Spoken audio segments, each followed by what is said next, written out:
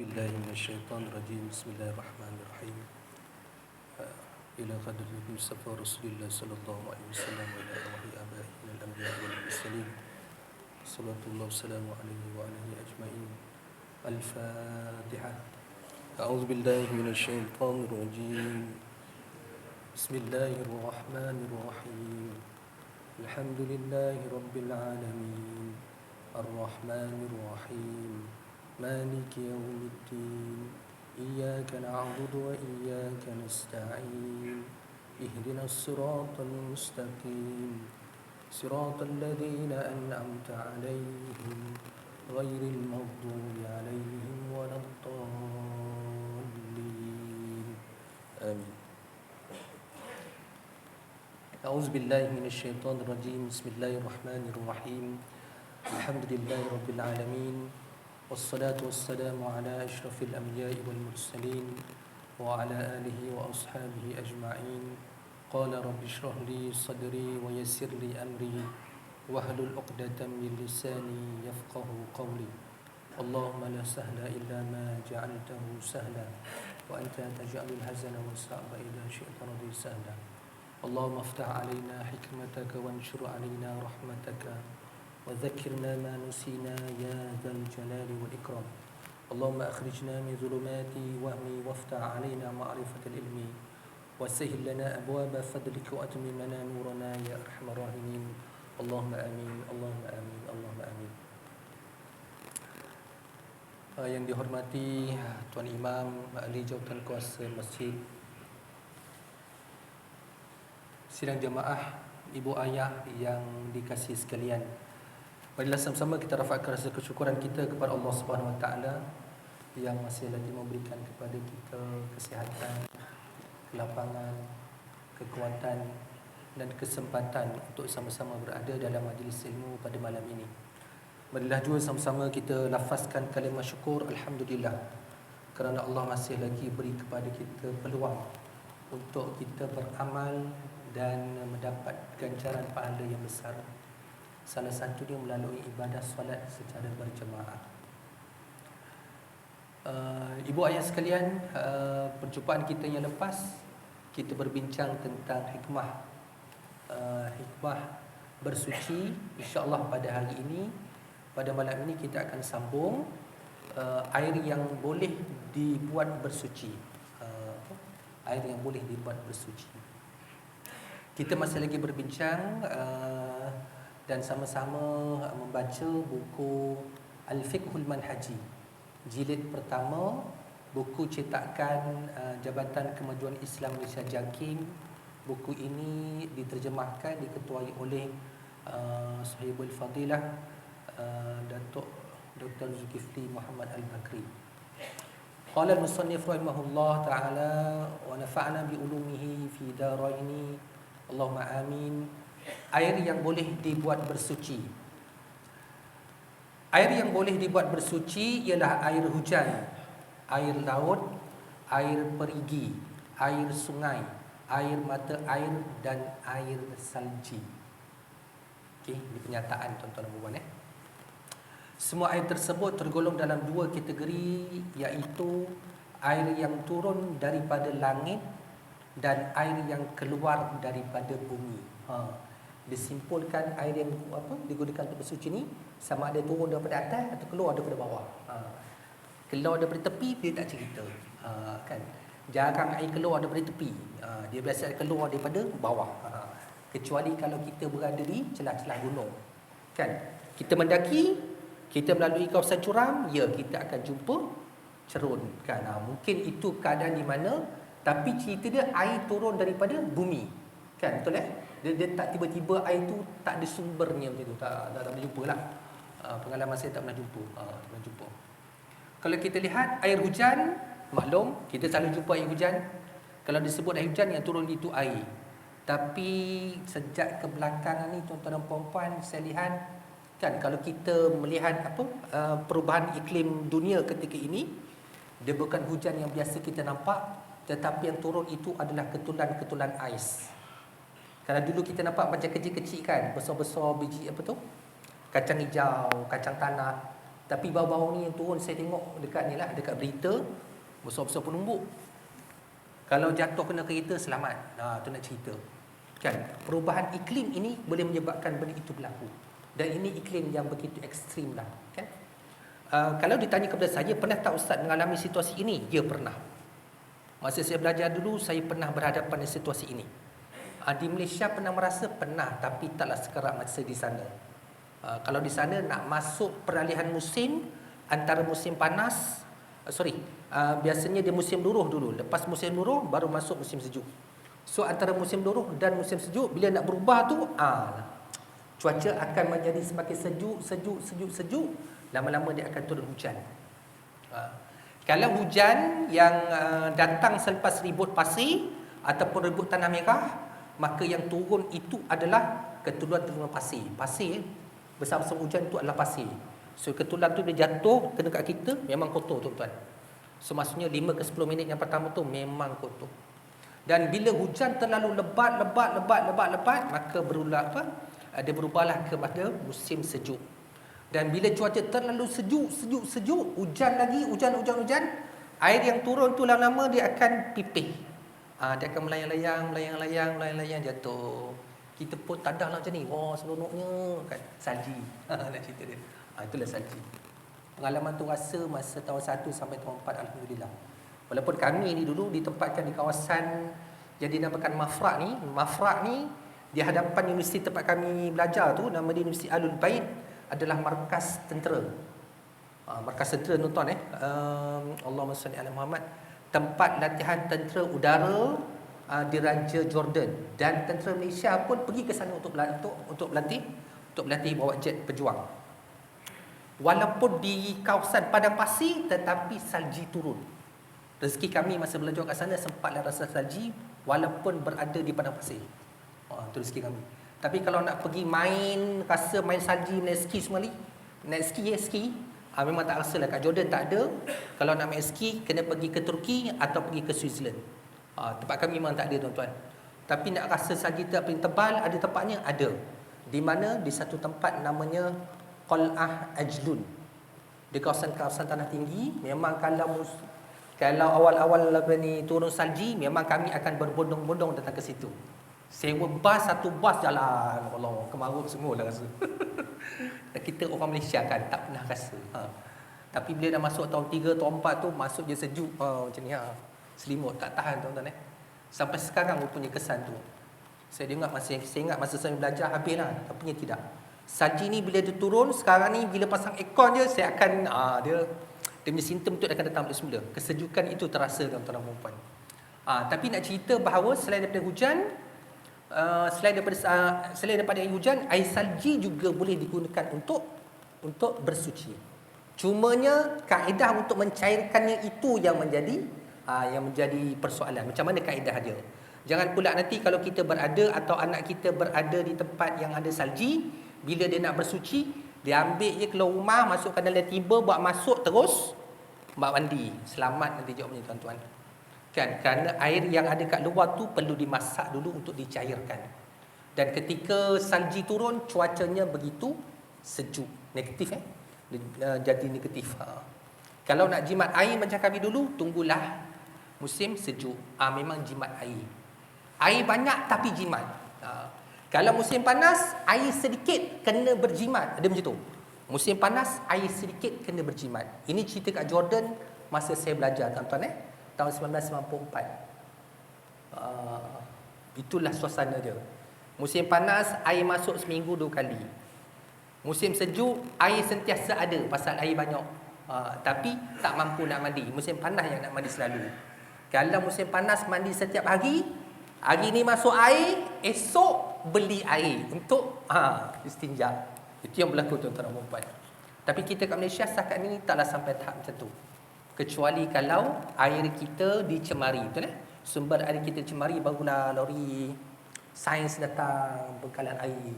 Cuma kita ni dekat dalam PD ni kan banyak juga air kan. Air tak ada boleh terjun ke laut. Kan macam mana? Wallahu a'lam tuan-tuan So kita ada air hujan, air laut, air perigi, air sungai, air mata air. Air mata air ni kat sini kat mana tuan-tuan Ada ke tempat yang ada air mata air? Ada. Duk ingat ni.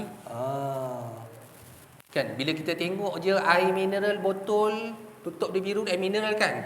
Sesungguhnya daripada air mata air tuan-tuan kat mana ni kalau tengok kat sini sumber dia daripada mana ni? Oh jauh juga ni tuan-tuan Sungai jauh. Itu salah satu tuan-tuan. Nak senang cerita mata air ni tuan-tuan dan puan adalah air Zam-Zam. Air gaut yang tuan Haji ceritakan tu betul lah. Salah satu lagi air yang mengandungi banyak mineral yang sumber daripada bumi. Benda ni banyak ditemui di kawasan-kawasan yang saya lihatlah. Macam kawasan kita ni mungkin ada, tapi kita kena korek sedikit kot tuan-tuan Dia berada di dalam tanah, kan? Sumbernya di bawah. So kena dikorek supaya dia keluar ke atas. Firman Allah Subhanahu Wa Taala dalam surah Al-Furqan, A'udzubillahi minasyaitonirrajim, wa anzalna minas sama'i ma'an tahura.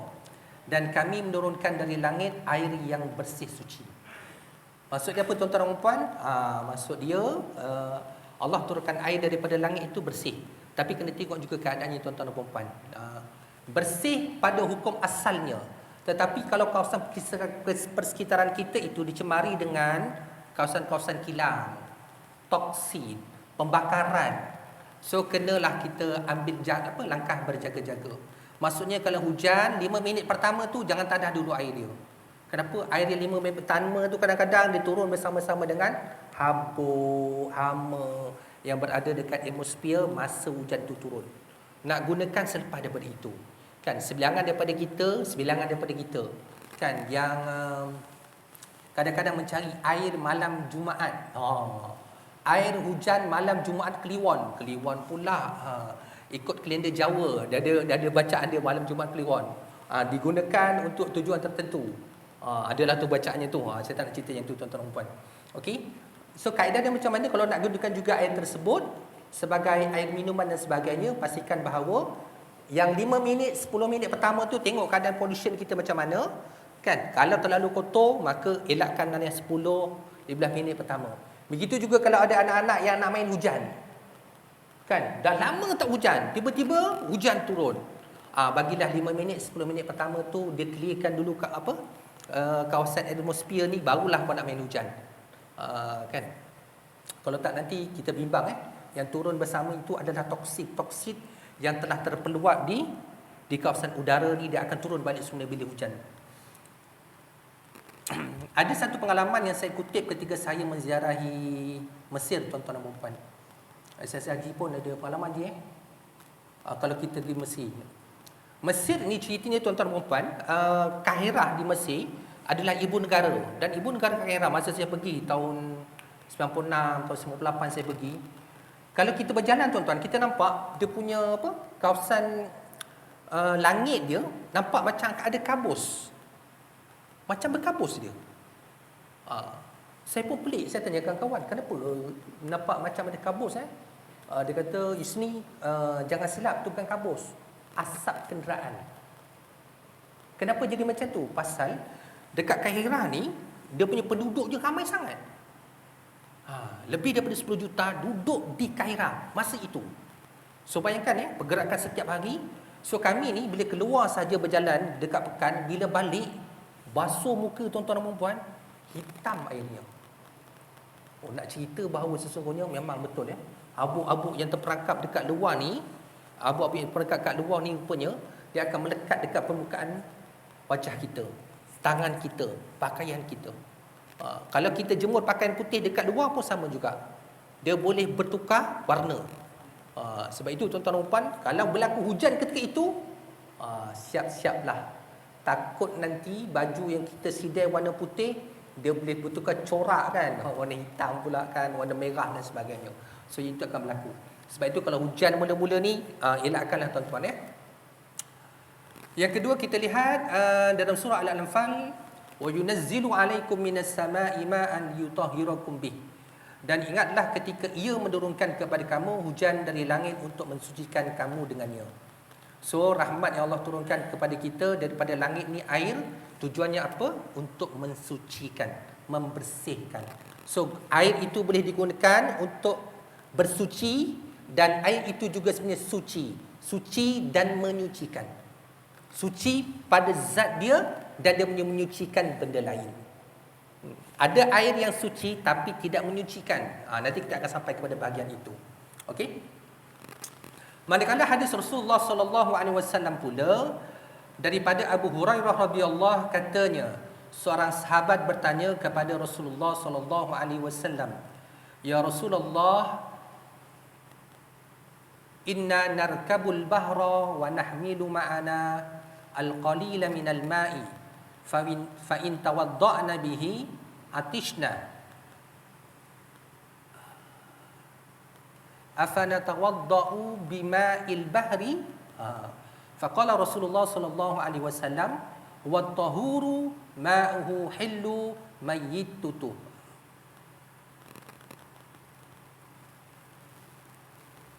Wat-tahuru ma'uhu al-hillu mayyitatuhu. Wahai Rasulullah, kami berlayar di laut dan membawa air yang sedikit bersama-sama kami. Sekiranya kami berwuduk dengannya, kami akan dahaga. Kan, orang berlayar ni tak bawa air banyak. Okey. Adakah boleh kami berwuduk dengan air laut? Itu soalan dia. Rasulullah SAW menjawab, airnya suci dan bangkainya halal. Airnya suci dan bangkainya halal. So, bangkai lautan ni apa tuan-tuan dan puan? Ikan, udang, ketam, kan? Antara bangkai yang boleh dimakan. Bukan antara bangkai yang boleh dimakan adalah bangkai ikan, udang, ketam, sotong. Jangan pula kerbau tak boleh tuan-tuan, kena sembelih. Yang itu kalau kena langgar tak sempat sembelih, selamat ke bumi je lah. Maksudnya bangkainya halal itu ialah ikan atau seumpamanya yang mati dalam laut. Ia boleh dimakan tanpa disembelih. Tuan-tuan boleh dimakan tanpa disembelih. Alhamdulillah. So kita nak masuk kepada bahagian air. Ni lagi syok tuan-tuan dan puan. Ingat kan bahagian air. Air ada berapa jenis tuan-tuan? Banyak kan. Dulu kita belajar dari kecil kan. Kita kira gitu. InsyaAllah kita baca. Air terbahagi kepada 4 bahagian, iaitu suci dan menyucikan. Suci dan menyucikan tetapi makruh menggunakannya. Suci dan menyucikan tetapi makruh menggunakannya. Ketika suci tetapi tidak menyucikan. Dan keempat, air yang bernajis. So ada berapa? 4 jenis tuan-tuan 4 jenis. Suci menyucikan tapi makruh guna. Kemudian yang ketiga, suci tapi tidak menyucikan. Kemudian keempat, air mutanajis, air terkena najis. So ada 4 jenis. Dulu kita belajar juga air ni air mutlak nama dia. Kemudian yang kedua air mustakmal. Kemudian yang ketiga namanya apa? Air musyammas. Kan? Yang keempat namanya air mutanajis. Itu nama dia betul lah. Kalau boleh terjemahkan dalam bahasa Arabnya. Okey, air yang suci dan menyucikan. Kategori air ini yang paling penting kita kena faham tuan-tuan dan puan. Kerana kategori air inilah yang akan banyak kita gunakan dalam kehidupan kita seharian. Apa dia? Air yang suci lagi menyucikan ialah air mutlak yang kekal dengan sifat asal kejadiannya yang telah dijadikan oleh Allah Subhanahu Wa Taala. Air apa? Air mutlak, air yang suci lagi menyucikan. Dia berada pada keadaan asal kejadian. Maksud tu air itu tidak diubah. Contohnya seperti air apa? Air mutlak ni tuan-tuan dan puan. Air paip, kan? Apa yang lagi? Air sungai. Air mutlak tu tuan-tuan dan puan. Okey, air apa lagi tuan-tuan? Air laut. Banyak tu kalau kita nak tengok Air tersebut masih dikatakan air mutlak walaupun ia sudah mana dia? Okey, betul. Air tersebut masih dikatakan air mutlak walaupun ia sudah berubah disebabkan lama terbiar, disebabkan tanah lumut dan tempat bertakung atau tempat mengalirnya mengandungi belerang. Itu pun masih dikira sebagai air mutlak, air yang suci lagi menyucikan. Dia tidak mengubah sifat asal air tersebut. Okey. Semua air itu dikatakan air mutlak. Ini kerana air tersebut sukar untuk dielakkan daripada perkara-perkara tersebut. Contohnya air parit yang lalu kawasan gambut. Kan? Air parit kalau lalu kawasan gambut tuan-tuan dan puan apa akan berlaku? Dia akan berwarna merah. Betul warnanya akan jadi warna gelap. Kalau ikan-ikan dekat situ, warnanya pun gelap-gelap tapi besar-besar. Kalau airnya jernih, confirm lah ikan lagi bila kita datang. Tapi kalau airnya gelap, senang nak tangkap tuan-tuan. Okey. Begitu juga kawasan yang kawasan berbukit, tanah merah. Kan, airnya bertukar kepada warna merah. Tengok lepas hujan tuan-tuan dan puan, ya Allah, macam teh susu. Itu juga masih masuk dalam kategori air mutlak. Cuma lalu tak lalu je nak pakai. Betul tak? Macam mana nak pakai tuan-tuan? Bagilah dia mendap dulu.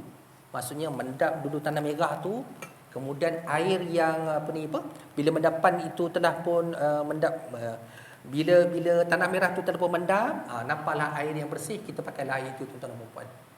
Kalau kita nak gunakan untuk membasuh, selamatlah pakaian kita, dia akan jadi warna merah. Dalil yang menunjukkan kesucian air mutlak ialah hadis daripada Abu Hurairah radhiyallahu.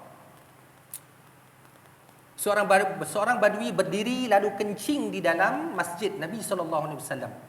Kemudian para sahabat pergi mencegahnya. Lantas Rasulullah SAW bersabda, biarkan dia dan curahkanlah di atas air kencing setimba air. Wah. Jangan bayangkan timba tu macam timba kita tuan-tuan. Dulu tak kot macam tu timba dia. Tapi kita faham timba, macam tu lupa timba. Besar mana dia tak sebut kat sini tuan-tuan. Sesungguhnya kamu dibangkitkan untuk memudahkan, bukan menyusahkan. Dalam kes ni seorang badui berdiri kencing. Sahabat nak tegah, kata Nabi jangan. Ambil jari curah di tempat tu. Maksud dia apa? Najis yang ada itu dihilangkan menggunakan air yang mutlak. So bila hilang saja 3 sifat najis, maka dia jadi bersih. Apa 3 sifat najis itu tuan-tuan dan puan? Bau, warna dan rasa. Bau tak ada masalah.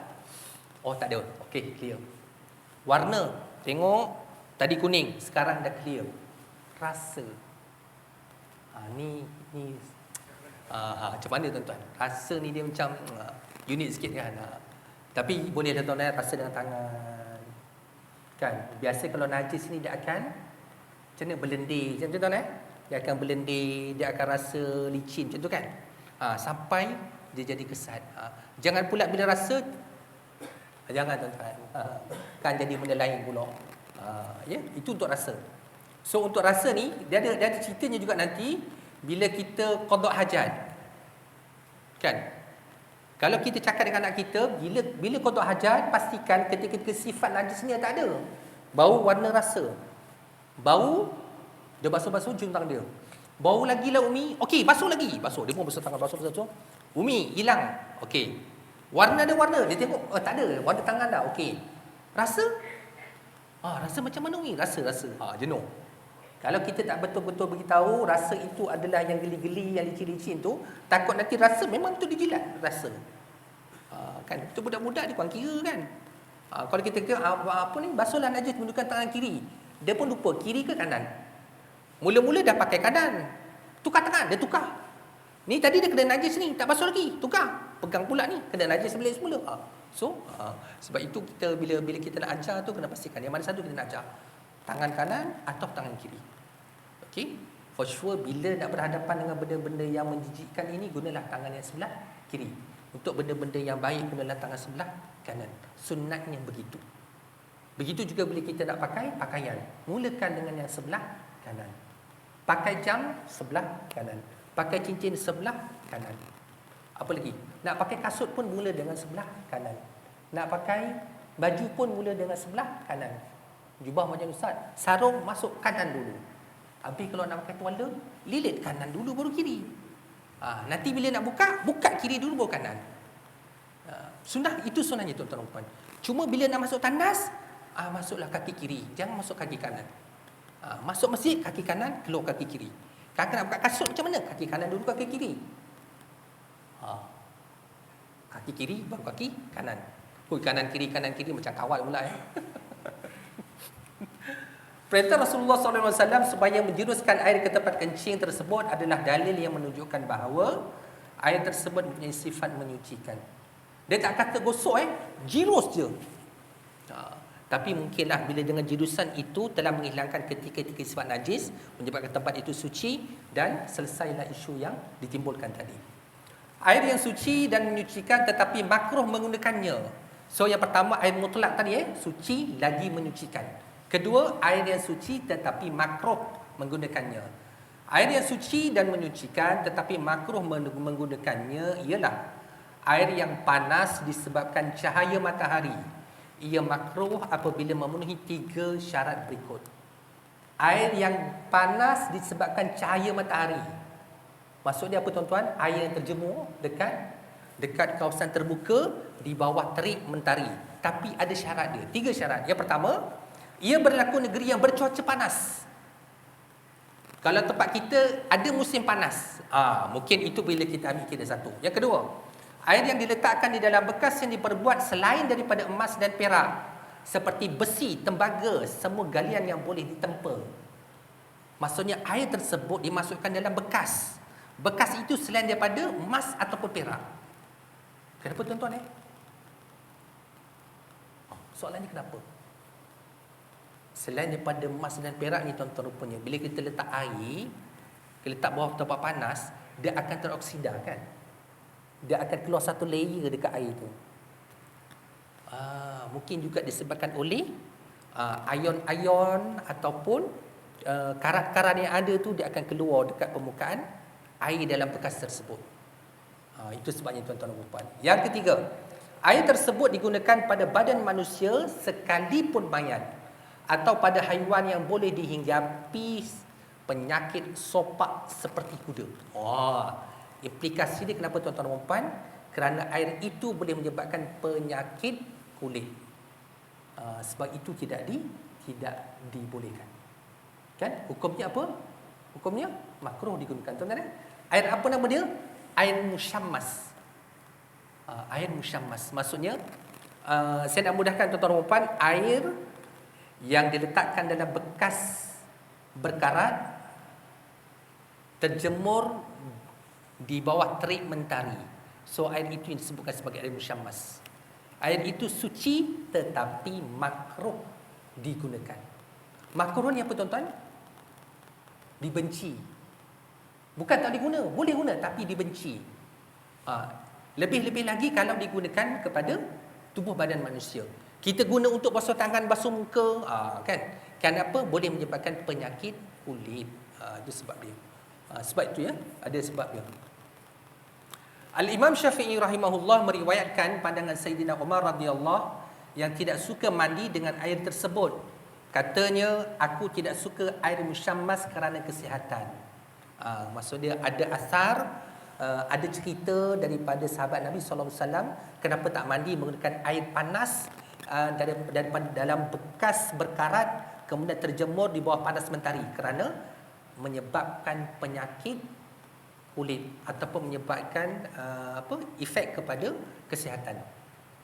Kemudian Al-Imam Syafi'i rahimahullah meriwayatkan bahawa air tersebut boleh menyebabkan penyakit sopak. Okey tuan-tuan penyakit kulit Hal yang demikian kerana ketajaman cahaya matahari akan meruapkan bau busuk ke atas permukaan air dan sekiranya terkena pada badan ketika masih panas, ia boleh memudaratkan dan menyebabkan penyakit sopak. So ada cerita dia. Okey, saya baca je tuan-tuan memang ada kat sini tuan-tuan dan puan. Dan ini antara benda yang dilarang oleh ulama. Walaupun kita nak buat ibadah tapi kalau menyebabkan kita kena penyakit pun tidak dibenarkan tuan-tuan. Sebab itu kalau ada sekali tuan-tuan saya tengok tahun tu tak salah saya tahun 2000 tahun 1999 tuan-tuan. Tahun 1999 betul. Tahun 1999 kami pergi haji dan musim itu sebenarnya kami buat bayar dam sembelih sendiri tuan-tuan. Saya ambil upah untuk bayar dam kawan-kawan. Upah menguruskan dam kawan-kawan.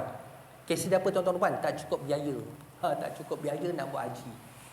So buatlah kerja-kerja sampingan. Salah satu kerjanya apa dia? Menguruskan dam kawan-kawan. So pengalaman solat di tempat sembelihan. Saya nak highlight solat tempat sembelihan. Okey, Pak Arab ni dia buat tempat solat dia mudahnya tuan-tuan dan puan. Kerana tempat sembelihan ni kotor Kawasan tu darah. Satu gudang yang besar tempat sembelih binatang. Kan bawa lah 20 ekor binatang, toreh jatuh, lepas tu lapah. Lapah masuk peti ais. Zaman itu, zaman sekarang saya tak ingat tuan-tuan macam mana. Okey, so kami ni bila masuk waktu Zuhur, tukang sembelih ni ajak solat. Jom solat dia kata. Solat macam ni lah. Mana solat mana? Tu surau dia kata. Kami pun pergi tengok apa suraunya. Kapet macam ni. Kapet ni kan.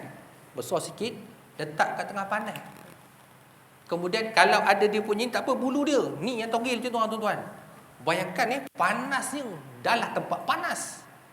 Yang ajak tu tukang sembelih tu orang Habsyah. Orang kulit hitam. Dia selamba je lah.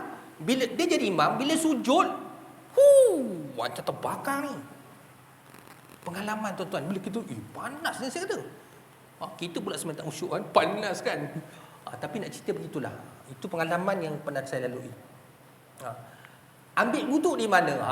Nak cerita. Ambil wuduk ni lah tuan-tuan ni. Bekas air bersoni je. Kerana air jimatkan tempat pantai pasir kan. Bersoni je. So, kita kena belajar ambil wuduk menggunakan air yang sedikit. Kerana ada banyak manfaatnya tuan-tuan dan puan. Bila nak solat dalam kenderaan, solat dalam kapal terbang, bila nak solat dekat kapal laut, kan, solat dalam bas. Ya ustaz wajib solat. Ya, wajib solat. Kan? So nak solat macam mana? Belajar mula-mula ambil wuduk dulu. Kalau takut dah basah sangat, macam saya cerita sebelum ni kan, bawa spray. Simpan dalam beg. Kalau sakat 50 ml simpan dalam kita punya beg luggage, pramugari ataupun polis yang nak membenarkan kita naik flight tu dia akan benarkan tuan-tuan dan puan. So solat dalam flight. Ambil wuduk, basuh anggota wuduk yang wajib. Kan? Ingat yang wajib tuan-tuan Muka, dua tangan, kepala, kaki. Sekali tuan-tuan Kalau takkan banjir kapal terbang. Kena ingat tuan-tuan. Kalau dah banjir kapal terbang kan sinking dia. Dia tak balance. Itu akan berlaku tuan-tuan. Lepas tu kita solat. Sebab tu kita kena belajar benda-benda macam ni tuan-tuan. Isyak apa? Ngam. Okey. Sebenarnya mana habis pun tu nak tunggu berbunyi. Kalau masuk ni kan tak sempat kan. Okey. So tuan-tuan dan puan, hari ni kita cover dua. Pertama air mutlak, air yang suci lagi menyucikan. Air ni paling banyak sekali kita gunakan.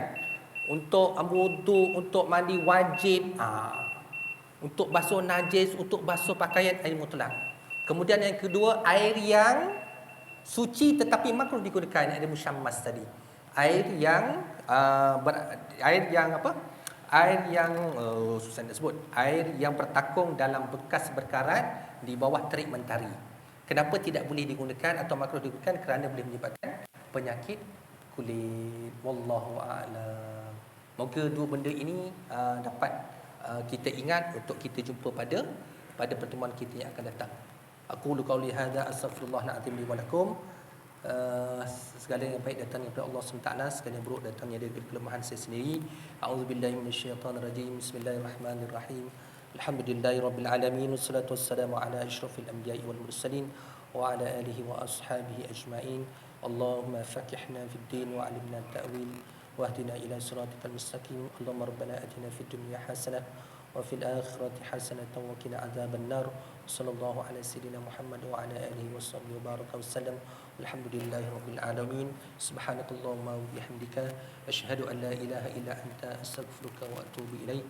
Wal asri innal insana lafi khusr illa alladhina amanu wa 'amilus shalihat wa tawassaw bil haqq wa tawassaw bis sabr. Sadaqallahu azim. Assalamu alaikum warahmatullahi wabarakatuh.